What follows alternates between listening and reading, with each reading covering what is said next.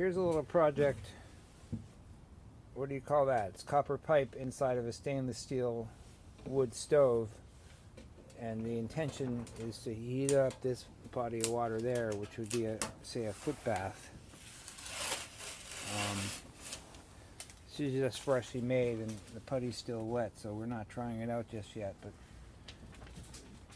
you disconnect it right there when you're going to travel with it. There's a brand name on this thing somewhere. Oh yeah, there it is. What do you see? Oh yeah, there it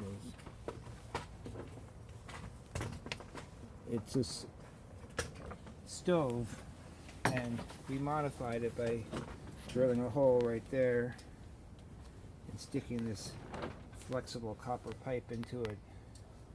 That part was pretty easy, and then we shopped around at the store for some through-hole fittings, which of course they never really have, but we used washers and brass fittings to come through this wall, and then we used the magic putty to make it sturdy seeming.